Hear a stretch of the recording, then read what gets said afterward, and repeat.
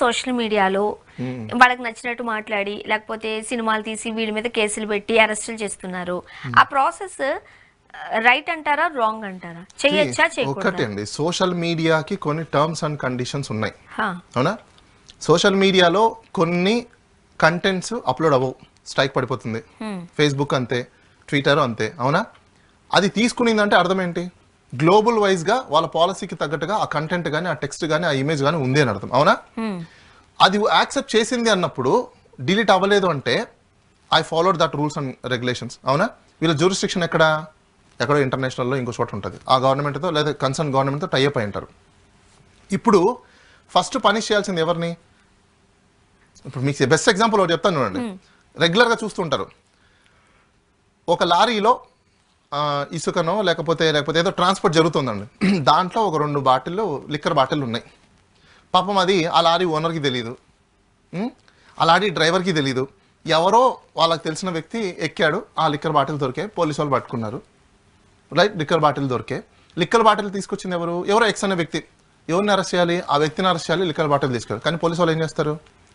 ఆ వ్యక్తిని తీసుకెళ్తారు, లిక్కర్ బాటిల్ తీసుకెళ్తారు, లారీని తీసుకెళ్తారు. లారీ ఓనర్ పాపం ఎక్కడ ఉంటారో తెలియదు, లారీ డ్రైవర్ని తీసుకెళ్తారు, లారీ ఓనర్ కూడా తీసుకెళ్తారు. అందరినీ వేసోగా.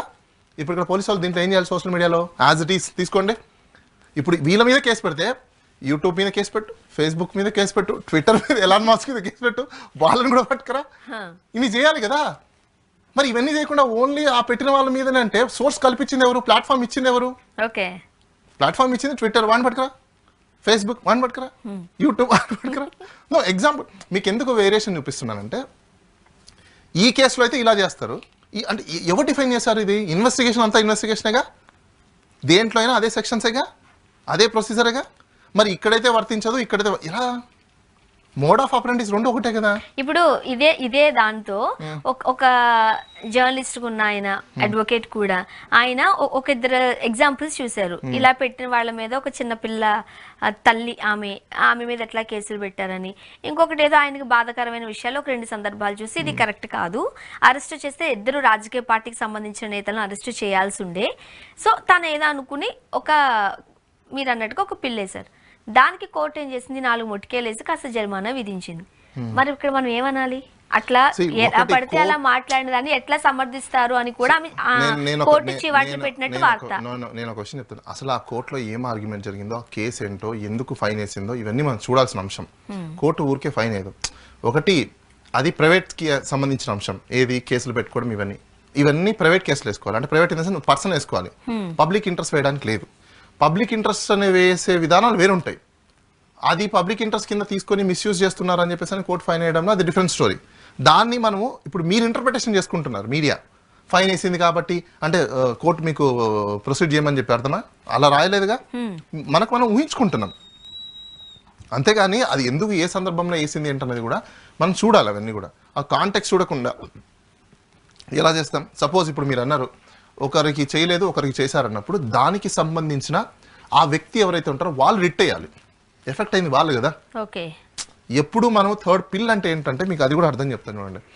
ఇన్కెపాసిటీ ఉన్న persons public at large effect అవుతుందని అనుకున్నప్పుడు సమాజానికి ఇంకా వాళ్ళు వేయలేని సందర్భాల్లో ఎవరో ఒక వ్యక్తి రావడానికి ఉంది.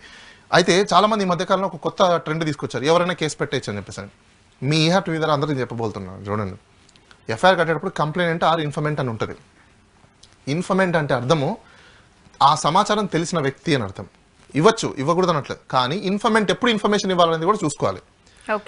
When the victim is incapacity, when the victim is incompetent, then you are a person to stand and give a complaint. అది కూడా ఏంటి? కొన్ని సందర్భాలలో ఇన్ఫర్మెంట్ ఈస్ ఎనఫ్. కానీ ఇలాంటి విషయాలలో కాదు కదా. ఎవరో తిట్టినప్పుడు, సపోజ్ నేను ఎగ్జాంపుల్ చెప్తున్నా, ఇప్పుడు ఇప్పుడు కెమెరామ్యాన్ ఉన్నారు, కెమెరామ్యాన్ పోయి ఇచ్చి కంప్లైంట్ ఇస్తే మళ్ళీ తర్వాత మీరు నేను మళ్ళీ మంచిగా మాట్లాడుకున్నాం. అప్పుడు ఆయన ఇచ్చిన కంప్లైంట్ ఏమైంది?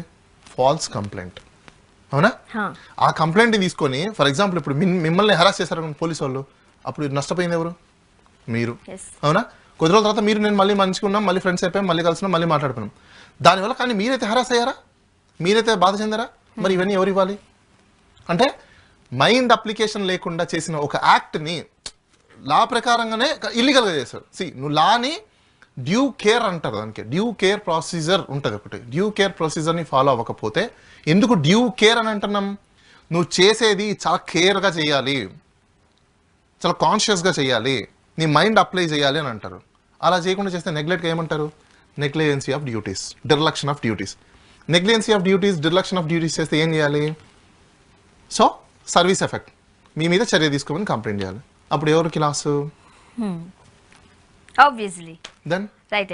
సో ఇది ప్రజలకి తెలిస్తే, ప్రజలు యాక్ట్ అవ్వడం మొదలు పెడితే, ఇంకొకరు నెగ్లెంట్గా ఉండకుండా కాషియస్గా ఉండి పనిచేస్తారు. లేదనుకోండి, పొద్దున్నే వచ్చాము 10:30 అయింది, 1 గంట అయింది, లంచ్కి వెళ్తున్నా,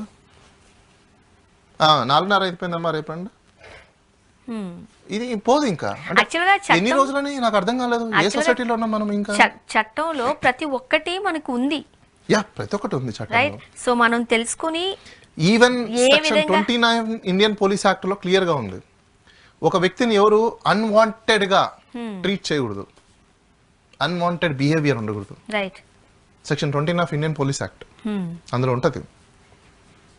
పోలీస్ వాళ్ళు మిమ్మల్ని తిట్టడం, కొట్టడం, బూతులు మాట్లాడడం ఇలాంటివి చేస్తే వాళ్ళ మీద కేసు పెట్టాలి. యాక్చువల్లీ మనకి ఫారెన్ కంట్రీస్ లో అసలు ఏమీ లేకుండా, అసలు మీకు ఇంకో విషయం తెలుసా? మన ఇండియా ఆబ్జెక్ట్ కాదండి, మన ఇండియా యొక్క మెయిన్ బొటానికల్ ఆబ్జెక్ట్ ఏంటో తెలుసా? Give respect and take respect. మనకు అతిథులు వస్తారు, మనం ఎంత రెస్పెక్ట్ ఇస్తాం? ఎందుకు చెప్పండి? మన సాంప్రదాయం అదే. రైట్. మనం ఒక వ్యక్తికి ఫస్ట్ మర్యాద ఇవ్వడం, మర్యాద పుచ్చుకోవడం. అది గవర్నమెంట్ లోనే లేనప్పుడు ప్రజల తరపున మీకు మర్యాద లేదు. మీరు క్యాన్వాయిల్ వేసుకొని పోతూ ఉంటారు, ప్రజలు ఎక్కడో అక్కడ గుర్రలాగా ఈ మూల కార్లు వస్తుంటే పోతానే ఉంటాయి, మిగతా ట్రాఫిక్ అంతా ఆగిపోయింది. అసలు ఏ లాలో ఉంది చెప్పండి నాకు, ఒకటి చెప్పండి. ఏ చట్టం మీకు ఇచ్చింది ఆ ప్రివిలేజెస్?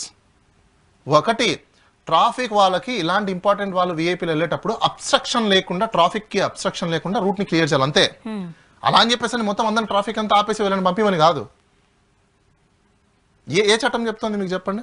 సీఎం వస్తుంటే మేము అందరూ ఆగిపోవాలి, మినిస్టర్ వస్తున్నాడంటే కుయ్యి అందరూ ఆగిపోవాలి. ఎవరిచ్చారు పవర్ మీకు? అది ఇప్పుడు కొత్త వెరైటీ. డీజీపీలకు కూడా ప్రోటోకాల్, చీఫ్ సెక్రటరీలకు ప్రోటోకాల్, ప్రిన్సిపల్ సెక్రటరీలకు ప్రోటోకాల్, తర్వాత ఐపీఎస్ ఆఫీసర్లకు ప్రోటోకాల్. ఏంది నాకు అర్థం కాల.